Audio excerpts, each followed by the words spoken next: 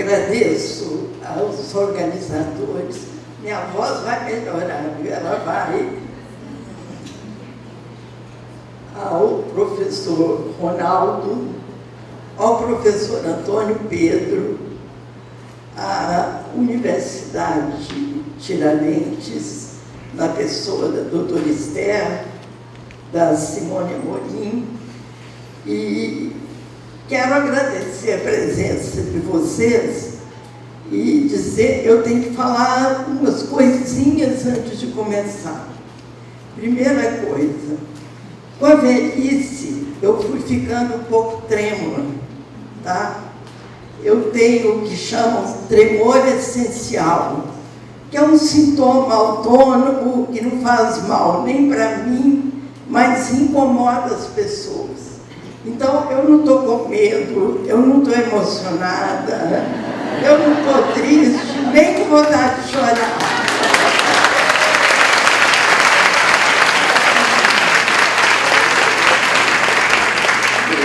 Então, é só isso.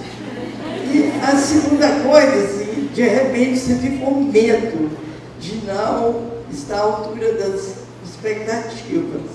E mais com medo ainda eu estou de alguém aqui do meu lado e falar que o tempo acabou.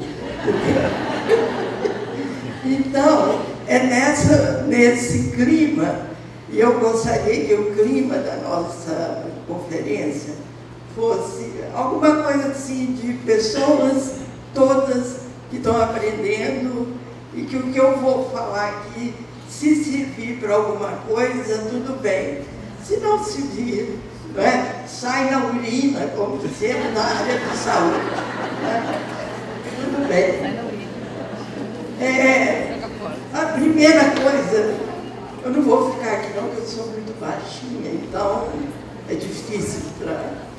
A primeira coisa que eu queria comentar com vocês é que a pesquisa qualitativa, ela é parte das ciências sociais. Ela não forma um mundo à parte. Ela é parte. E é aí que ela se desenvolve, né? Nós temos toda a área de educação, como foi dito aqui, temos toda a área de saúde, mas o foco, vamos dizer, o nicho, o lugar de onde ela procede, são as ciências sociais e humanas. Né? O segundo ponto é que a pesquisa qualitativa, cada vez mais, serve para um certo borramento das fronteiras disciplinares. A gente, às vezes, não sabe onde parou a antropologia, começou a sociologia, onde parou a comunicação, entrou outra área. Por quê? Porque isso todos os grandes autores, por exemplo, o último livro de Anthony Giddens e de Ulrich, que é Teoria Social Hoje, eles falam sobre isso, né? Primeiramente, uma tendência dentro do campo das ciências sociais e humanas para o humanismo, ou seja, para o qualitativo, né? E segundo, esse espalhamento cada vez maior das margens de uma ciência para outra. Hoje a gente vê estudantes de marketing fazendo pesquisa qualitativa, estudantes de administração, e aqui eu estou ouvindo também estudantes de engenharia, né? Que coisa boa! E é importante, quando eu vou construir uma casa, é muito importante que eu saiba para quem eu vou construir, o que as pessoas gostariam que fosse construído. Porque a pesquisa qualitativa é exatamente isso, trazer o sujeito para a cena das questões que nós tratamos, né? Além disso, hoje as pesquisas qualitativas, a abordagem qualitativa, ela possui verdadeiras estruturas corporativas, Quer dizer, grupos que se reúnem, como é o caso dessa Conferência Ibero-Americana, conferências internacionais, não é? E grupos de pesquisa que aprendem, se desenvolvem e compõem aquilo que Bourdieu chama o campo do conhecimento. Também ela constitui uma comunidade estudiosa, né? Quando eu estou falando comunidade aqui, eu estou usando no sentido de que qualquer um de nós pode hoje acessar uma página web, acessar o Cielo, qualquer base internacional, e aí ter acesso ao que é publicado de pesquisa qualitativa. E também a pesquisa qualitativa constrói artefatos, aqui eu estou chamando técnicas, não é? Que tem um valor heurístico, quer dizer, tem um valor para a compreensão da realidade. Então, cada vez mais nós estamos formando um campo, ou possivelmente um subcampo dentro das ciências sociais. Qual é o legado? Né? Qual o legado que a pesquisa social, pesquisa qualitativa hoje traz para o campo científico? Ela cria uma cultura própria, um conjunto de premissas e práticas compartilhadas. Eu vou falar delas aqui, né? Em torno de grandes pensadores, alguns filósofos, alguns sociólogos, né? Alguns antropólogos, que remontam a correntes antigas do pensamento grego, né? Platão, por exemplo, era de uma corrente de pensamento que inclusive dizia que a ideia é fundamental, porque o ser humano acaba e a ideia fica, né? Isso vai ser retomado por Hegel, isso vai ser retomado por um grande sociólogo chamado Max Weber, que vai estudar a eficácia das ideias na história. Isso vai ser retomado por um grande pesquisador americano chamado William Thomas, que eu vou falar dele também, mas que tem uma frase lapidar que diz o seguinte: quando alguém pensa que alguma coisa é real, ela é real em suas consequências, né? Então, são legados que vêm, não vêm de agora, vêm de uma história muito antiga. Quais são as premissas que eu gostaria também de estabelecer nessa fala sobre essa história que nós vamos contando, né? Primeiro, é uma falsa dicotomia entre quantitativo e qualitativo. No livro Desafio do Conhecimento, deixa eu fazer uma pequena propaganda aqui, ele está traduzido para o espanhol, para quem lê espanhol, e ele está à disposição aí na estante de livros, né? Mas nesse trabalho, eu tento mostrar que, na verdade, foram se construindo barreiras entre um pensamento e outro, né? Das ciências sociais. Então, a gente, para se afirmar, a gente tem que dizer que é pesquisador qualitativo. A gente precisaria dizer simplesmente que é pesquisador social, né? Por que eu coloquei Kant aqui? Porque o Kant, na sua matemática transcendental, ele fala uma coisa muito bonita que eu vou resumir aqui em 2 palavras. Ele diz assim, ele não está falando nem de gente, ele está dizendo que todas as coisas têm 2 dimensões. Uma uma de quantidade que eu posso contar, que vai até o infinito. Eu posso contar as carteiras, eu posso contar as pessoas, né?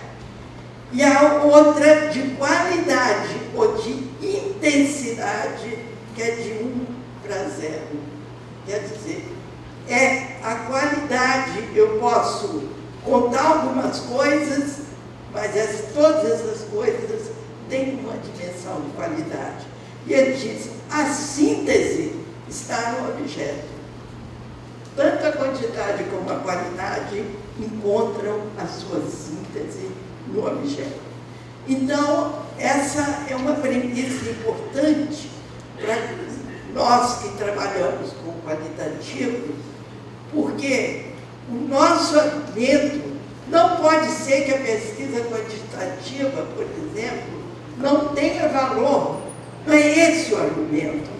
Nós podemos dizer que nós trabalhamos com questões de outra natureza, questões de intensidade, né? Mas não que nós trabalhemos com duas coisas que sejam incompatíveis. A variedade da pesquisa qualitativa, isso também dizem todos os estudiosos, né?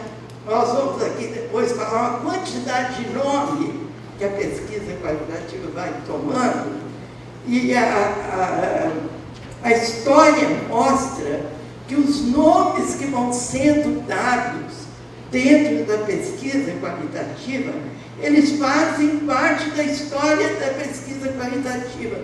Muitas vezes são sinônimos. Mas aí eu acho, quer dizer, que isso é uma coisa que a gente tem que ter muito cuidado. Eu falo isso sobretudo para os estudantes. Quando a gente toma, por exemplo, um tema, a gente não pode tomar aquele tema como uma coisa reificada, como uma coisa que não tem passado nem futuro. Esse tema, ou esse método, ou essa forma de fazer, ele tem uma história, né? E eu vou chegar, eu espero chegar, se o meu tempo não acabar, né? Mostrando para vocês que todos convergem para determinados pontos, e que é o mais importante, né? Eu estou fazendo etnometodologia, eu estou fazendo não sei o quê. E cada um arruma um nome mais bonito. Quanto mais principiante, mais inventa uma historinha bonita para contar, não é? Vamos ver onde está essa história que nós estamos tentando contar, né? Próximo. Eu coloquei Max Weber aqui, porque o Max Weber, de certa forma, dentro da sociologia, e aqui eu não vou contar as histórias passadas, desde os gregos, né? Mas ele, dentro da sociologia, ele criou o que nós chamamos de método compreensivo. Qualquer pesquisa qualitativa trabalha com método compreensivo. Eu costumo dizer, falo isso para os meus alunos, a palavra mais importante da pesquisa qualitativa é compreensão. Depois, interpretação. Mas primeiro compreender, né? Como já dizia Hegel, primeiro se compreende, para depois se interpretar. Próximo. Então, desculpe, o Max Weber, no seu, é um trabalho imenso, né? Nós acabamos de falar de um dos trabalhos dele, que falam da eficácia das ideias, que é importantíssimo, mas em todos os trabalhos dele, ele insiste com uma coisa, ele está dialogando com duas grandes figuras. Ele está dialogando com uma figura chamada Durkheim, né? que é na sociologia, estou sempre lembrando onde, na sociologia, é o grande pensador do positivismo, mas ele está ali dialogando também com Marx, né? Para Marx, as ideias eram uma ilusão, a ideologia era uma ilusão.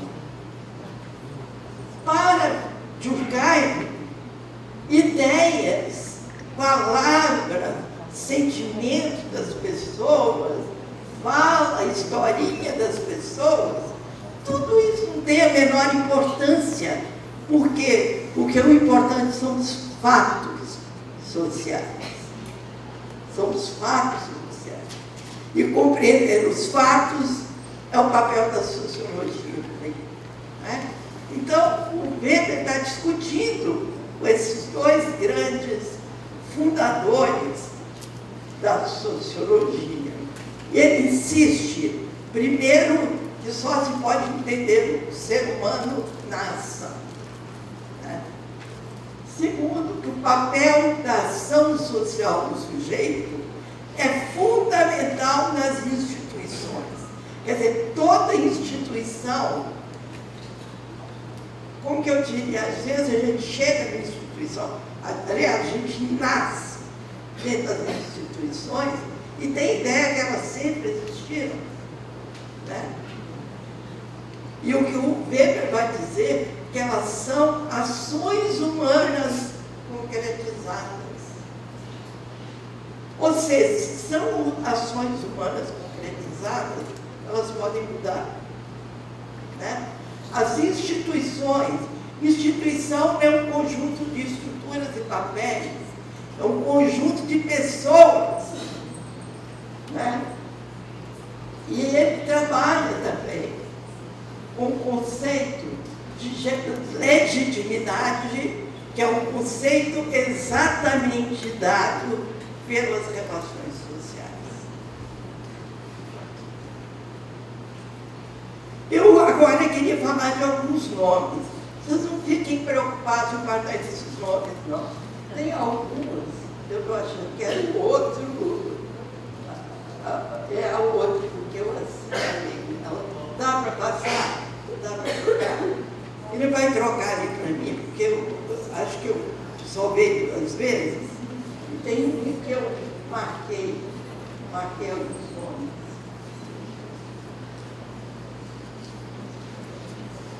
Enquanto ele vai tentando, eu queria dizer o seguinte, que a pesquisa qualitativa, tal qual nós conhecemos hoje, tá? Ela tem um período histórico que vem dos anos 1910. Muitos falam que a origem da pesquisa qualitativa, inclusive, é a guerra, a Primeira Grande Guerra, porque se tinha que analisar e interpretar as mensagens dos inimigos uns para os outros. Né? O certo é que a Universidade de Chicago, nos Estados Unidos, em 1910, criou o seu departamento, a sua faculdade de sociologia, e deu a essa faculdade de sociologia, o departamento, não sei exatamente o que era na época, uma escola de Chicago, né? Uma escola, isso mesmo, a escola de Chicago. Hoje a escola de Chicago é da economia, viu, gente? Essa economia é dura, mas naquela época a escola de Chicago era a grande escola de pesquisa qualitativa que nós vamos encontrar no Achônico, né?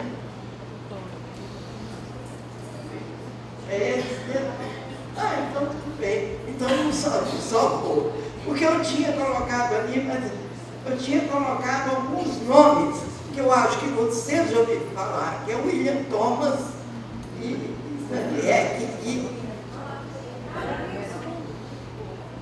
Não dá, mas eu tinha sublinhado os nomes, sabe? Para vocês não guardarem tantos nomes que estão aqui. William Thomas, junto com Zaniek, escreveram 5 volumes. Peter Berger disse que nunca leu, porque era grande demais, sobre a imigração europeia dos Estados Unidos, no caso, a imigração polonesa, né? Todos esses autores que estão aqui, eu chamaria atenção para Freidson, Elliot Freidson, quem da área de saúde que nunca viu falar em Elliot Freidson, que trabalhou com as questões de saúde e com a história da saúde pública. Né? Quem nunca ouviu falar no Goffman, que estudou as instituições totais. O Goffman, na verdade, era canadense. Ele foi estudar lá e ficou, tá? Fazendo a fama lá da universidade. E quem nunca ouviu falar no Robert Becker, né? No Garfinkel, da etnometodologia, e no Robert Becker, que tem uma transcendência, inclusive seus livros, até hoje. Né? Então, eu diria assim, é uma primeira geração que ela vai se organizando em determinados lugares e depois ela você vai para outros, ou tem outras configurações, como eu vou mostrar aqui. O que eu queria contar para vocês é que na década de 30, a escola de Chicago teve uma decadência muito grande. Por quê? Porque começaram os estudos quantitativos. E aí, teve um estudante que eu tenho esse nome, eu tenho escrito em algum lugar, mas eu não me lembrei de uma tese de doutorado de um aluno dessa escola, que o que fez? Ele fez uma pesquisa qualitativa e uma pesquisa quantitativa sobre o mesmo tema. E aí ele concluiu que a pesquisa, os resultados não diferiam. A pesquisa qualitativa era muito mais complicada para fazer, dava muito mais trabalho, exigia conversar com as pessoas, tá? E não tinha muita repercussão. E ele ainda fala uma frase terrível, ainda hei de lembrar desse nome depois, tá? Ele fala uma frase terrível, que muitas vezes as pesquisas qualitativas parecem um jornalismo mal feito. Tá? Bem, esse sujeito, que eu não estou lembrando o nome, vamos chamar de sujeito, ele foi contratado pela Universidade de Colômbia, que na época fazia concorrência. A Universidade de Colômbia fica em Nova York, tá? E que nessa época fazia bastante concorrência com a Universidade a Escola de Chicago, e eles começaram a investir fortemente em pesquisa quantitativa. Aí os escritos que eu tenho lido mostram que os autores começaram a ficar desvanecidos, as revistas passaram a não aceitar muito. O próprio jornal, que foi criado pelo Small, né? Foi ele fundador desse American Journal, uma sociologia que é importante até hoje, passou quase a publicar. Nos congressos de sociologia, praticamente não havia espaço, né? Então, houve uma decadência muito grande. Próximo, por favor. Bem, eu queria contar para vocês também que nos grupos de estudos qualitativos tinham também os quantitativistas. O pessoal que achava que os estudos eram 25%, 30%, 2%, a pesquisa seria mal feita. Né? Então, tem essas 3 pessoas, o Bergson, o Mazafeld, todos 2 da Universidade de Colômbia, e o Lasswell, da Stanford University. Próximo, vou gastar muito tempo com eles. né? Então, agora eu queria passar para um outro ponto, que a pesquisa qualitativa começou a ganhar força outra vez, particularmente nos Estados Unidos, no Canadá e em outros países, a partir da década de 60, quando os movimentos sociais começaram a fazer a crítica do que eu chamo as grandes narrativas, aquele marxismo puro, de Althusser, né? E esse positivismo duro.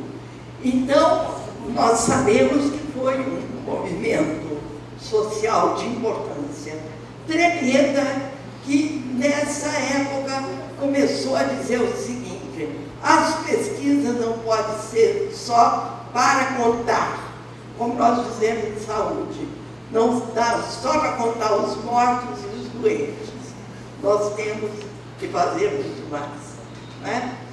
Bem, o Adorno, por causa de toda a perseguição sofrida na Europa naquela época, ele foi para os Estados Unidos e ele ficou irritadíssimo, horrorizado com a pesquisa sociológica americana.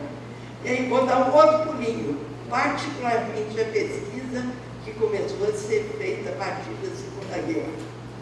Quer dizer, se estudavam os pobres, imigrantes, isso e aquilo, mas tudo quantificado, né? O Wright Mills já tinha falado que, para que essas pesquisas, que se produz tanto dado, mas não se tem uma pergunta importante, né? E o Adorno, eu até coloquei um pouco aqui, quase com as palavras dele, porque nos anos 60 ele volta para a Alemanha.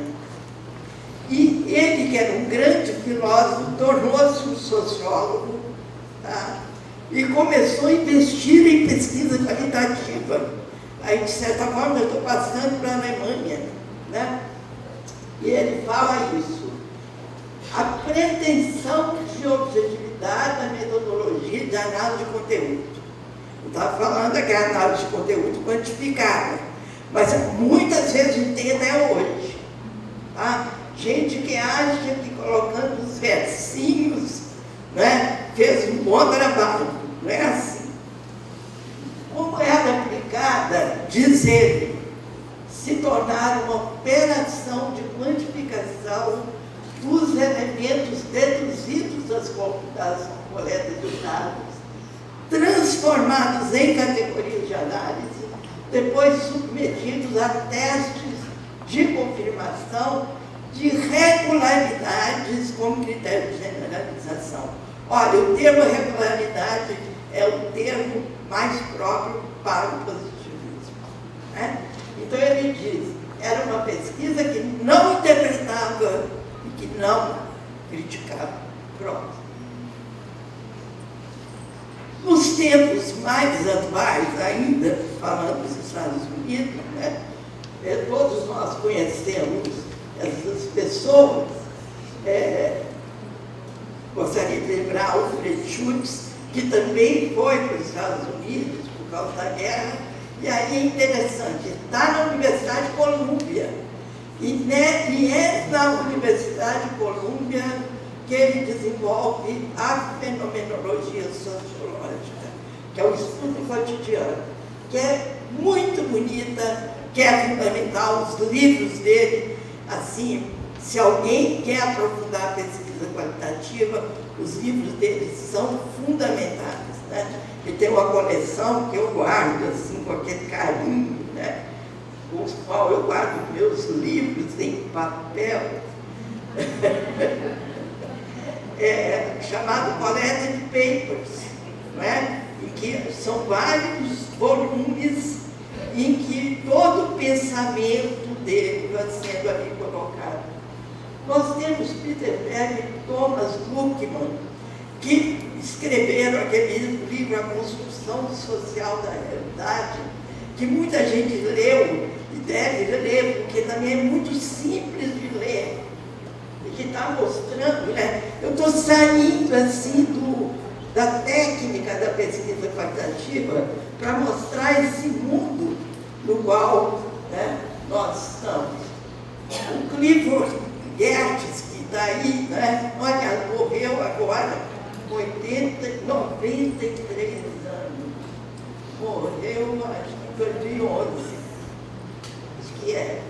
Se eu não me engano, eu posso estar trocando, mas acho que é ele, né?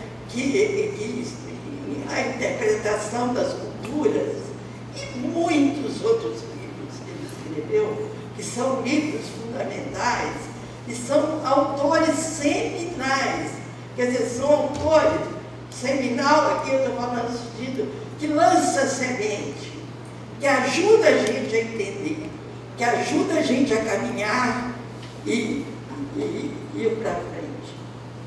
Coloquei aqui a Mary Douglas. A Mary Douglas era um dublete americano, porque ela é inglesa, mas ela viveu boa parte nos Estados Unidos, embora tenha ido morrer na Inglaterra. Mas antes de morrer, ela trabalhou muito na Inglaterra também. Nós, na área de saúde, trabalhamos muito com um livro de Mary Douglas sobre o conceito de risco social, não o risco da epidemiologia, que é um conceito totalmente diferente, né? E o conceito de pureza e perigo, né? Que é um livro muito importante dela, muito usado na área de saúde. Eu coloquei aqui três países, viu, para a gente continuar. Na França, né? Alain Touraine, embora eu acho, eu não sei, eu acho que ele não fez aquela pesquisa qualitativa de campo que nós vamos e fazemos, mas ele trabalhou com o conceito da volta do ator, que tinha sumido por causa da imensidade das pesquisas quantitativas, né? Então, ele é muito importante. O Bourdieu é um eclético, né, gente? Ele chama a sua sociologia genética, mas ele começou a trabalhar quase como estudante na Algéria, aquele trabalho na Algéria, que é uma etnografia maravilhosa. E depois fez vários livros, fez com o Boltanski, fez também com outros autores, e um dos últimos livros dele, A Miséria do Mundo, não sei, os jovens aqui não devem ter lido ainda, né? É um livro imenso, e o que me chama a atenção naquele livro é que quase não tem teoria, ele deixa o povo falar, deixa o povo falar. Está traduzido, eu sei. Tem chama Miséria do Mundo, né? Lembro do Michel Papezoli, que é a sociologia da vida cotidiana, que está aí ainda, trabalhando até hoje. O Jean Vallée, que trabalha com a etnobiografia. O Boltanski, que fez um livro maravilhoso para nós na área de saúde, que são as classes sociais do corpo, né? Em que ele analisa concretamente a fala das pessoas sobre o corpo, né? E eu coloquei França, Rússia, Brasil, porque eu estou falando em geral ainda, depois vou pegar saúde e educação, tá? O Bakhtin, porque, embora o Bakhtin seja sociólogo, antropólogo, e olha, já mostrou 10 minutos, aliás, o Bakhtin é um linguista, mas ele, todo o trabalho dele, ele é muito utilizado na área das pesquisas sociais, porque ele mostra a linguagem como algo social, como algo que tem que ser interpretado do ponto de vista social, né? E eu lembrei da Teresa Salviati, que faleceu, né? Ela é do Ceará, mas ela foi a pessoa que introduziu aqui no Brasil os estudos do interacionismo simbólico. Vou ter que correr. A Alemanha, né? Então, eu já falei do Adorno. Adorno criou uma categoria chamada hermenêutica objetiva. É o que a gente está falando. Os outros lá criam outras categorias, aqui criam outras, né? Mas ele não desenvolveu. Ele fala do que deve conter a hermenêutica objetiva, mas esse colega dele, Ulrich Obermann, seguiu Adorno e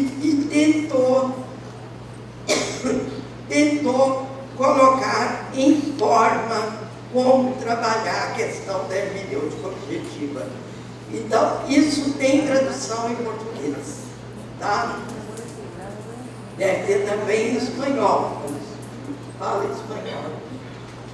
O Habermas, que criou o conceito de hermenêutica dialética na discussão com Gadamer, né? Que é um grande hermeneuta alemão, né? E ele discutia com Gadamer dizendo: tudo que é possível compreender é possível criticar, né? Mais ou menos na linha do Adorno, mas criou um outro nome, né? E o Walter Benjamin, que eu diria assim que é fundamental, ele tem um livro chamado Narrador, né? As obras completas traduzidas aqui no Brasil tem, em que ele introduz a questão da narrativa da pesquisa social. Na Inglaterra, eu lembrei esses dois nomes, Thompson, que avançou na história oral, particularmente a história oral da classe trabalhadora, né? E eu lembrei do Norbert Elias, que de nascimento é alemão, mas também viveu na Inglaterra, né? Que trabalha com a história oral da vida privada, e do Giddens, né? Que também não tem muito esse trabalho empírico nosso, mas é um trabalho de análise qualitativa, por exemplo, sobre emoções, sobre suicídio e etc. Próximo, por favor. Pesquisa qualitativa em saúde, eu elenquei aqui alguns autores que o pessoal da saúde já deve ter ouvido falar. Arthur Kleinman, que distingue doença disease e... me fala. É uma distinção que os americanos fazem entre sentir-se doente e estar doente. Ele trabalha muito bem isso, é um livro de cabeceira para nós. Leon Azevedo trabalha com ele, Byron Wood também. No Canadá, Ellen Corin, Gilles Pipot. Eu coloquei, viu, não salvou aqui, a Janice Morse, que trabalha, ela é uma enfermeira do Canadá, que é uma verdadeira missionária da pesquisa qualitativa, não é? Então, não salvou, mas eu estou salvando, tá? Na França, Claudine Reslich, que tem uma publicação muito grande sobre as questões de saúde, esse Hubert Lemonnier, que estuda também as questões de saúde, ele é um antropólogo. E no México, Eduardo Menendez. Eu quero fazer homenagem a ele, porque eu acho que ele é um ícone da área de saúde desse campo.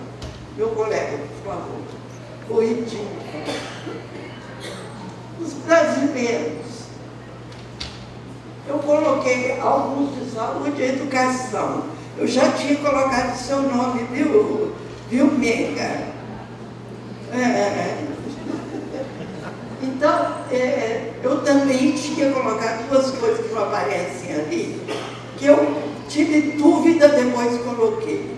Primeiro é o Paulo Freire, porque o Paulo Freire tem um texto muito importante, que é método alternativo a partir da ação, né? Então, da pesquisação. E lembrei do Carlos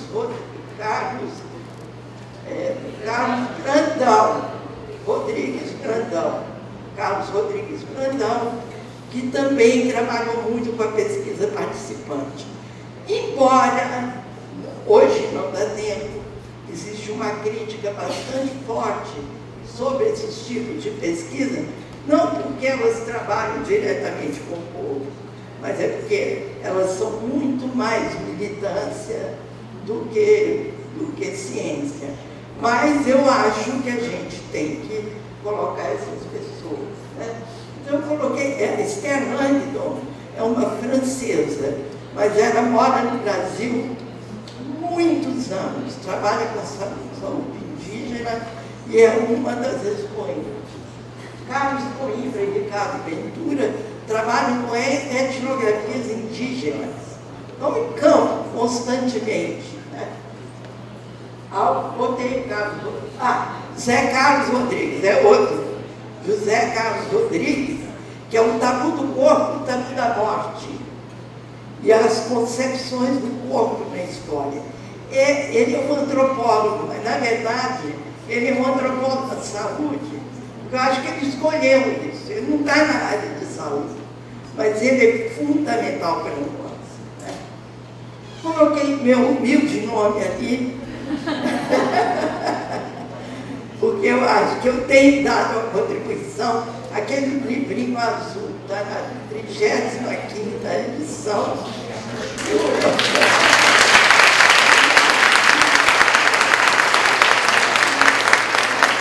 O Desafio de Conhecimento está na 13ª. Ambos têm tradução para o espanhol, estão as obras. A nossa amiga Lúdia, que eu cito no meu livro Desafio de Conhecimento, desde o início, li seus trabalhos. E Michel de Holanda, que eu acho que também é uma figura importante, que tenta trazer a pesquisação para o campo científico. Próximo. Quais são as modalidades de pesquisa que, em geral, a gente encontra? Pode ter mais do que isso aqui, viu, gente? O interacionismo simbólico, a etnometodologia, chamada ground theory, que é a teoria de terreno, de base, etnografia, etnobiografia, história oral, estudos de narrativa, estudos de caso, estudos de representação social, abordagem hermenêutica objetiva, abordagem hermenêutica dialética e abordagem fenomenológica. O elenco chega, vai ter mais, tá? Bem, o próximo. O que ameaça a pesquisa qualitativa? De fora é o paradigma das ciências naturais que continuam hegemônicos. Eu orientei agora em matéria de pós-doc de uma médica que estudou a pesquisa qualitativa usada por médicos. Nenhuma revista de medicina aceitou publicar. Entendeu? Nenhuma revista de medicina. E o trabalho está muito bom. É difícil. De dentro, estudos mal elaborados, com fraca base teórica, com lógica apenas descritiva, sem aprofundamento reflexivo e sem contexto. Disseminação do método como fetiche. Esse termo é do Adorno, não é meu. O Adorno fala que muitas vezes as pessoas acham que usando o método tudo está bonitinho, tudo está científico, tudo está certo. E ele mostra esse fetiche, né? E a volta à quantificação, que cada vez a gente assiste mais com as tecnologias de pesquisa qualitativa, que podem ajudar a classificar dados, mas elas não são a pesquisa qualitativa. Tá? A gente vê no Globo, que eu leio no Rio, aqueles trabalhos daquele pessoal da Fundação Getúlio Vargas, que põe uma palavra grande, uma mais menor, a outra menor, indicando os temas mais tratados, como se isso fosse análise de conteúdo. Né? É isso? Tá, próximo. O que nós temos hoje? Do ponto de vista positivo, nós temos uma globalização da pesquisa qualitativa, formando rede de conexões de interdependência em diferentes países, lugares e disciplinas. Um crescimento que vai além das ideias, mas a maioria das inovações que fazemos são redescobertas do passado. É a base. O que não deveria faltar? O Becker.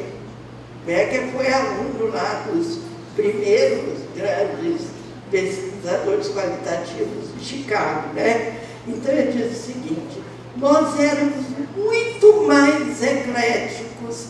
Eu acho importante ouvir a palavra dele, né? Éramos muito mais ecléticos em relação aos métodos do que as pessoas que conhecíamos.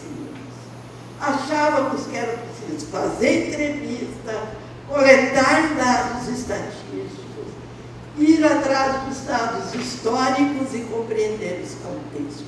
Olha que coisa linda, né? A pesquisa qualitativa não é contra os dados estatísticos, né? Entendíamos. Isso aqui é o contexto. Tem um outro texto dele que dá um exemplo. Ele fala, de 10 em 10 anos, tinha um censo demográfico em Chicago. Então, nós, da nossa escola, pegávamos aquele centro e distribuíamos por cada um dos distritos e analisávamos. E fazíamos um trabalho com 2 páginas e levávamos para cada distrito, falando o que o centro dizia sobre a educação, sobre a saúde, sobre a criminalidade e etc.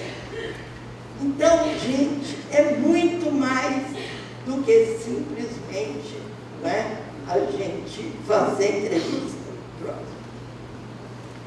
Então, o que não muda? Não muda a variedade perspectiva dos grupos que nós estudamos.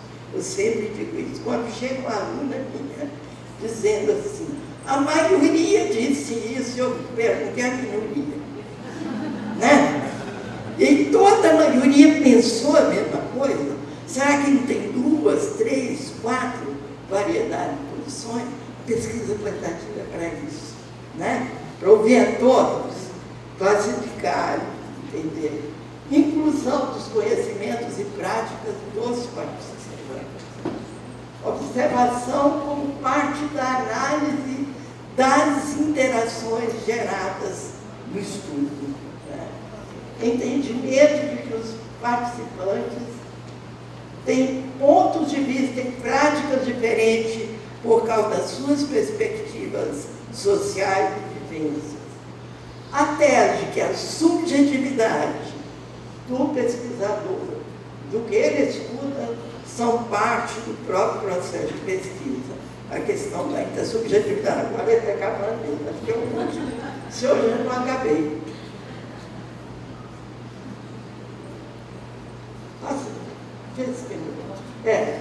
Então é isso aqui, o outro, vamos deixar para lá. Tá?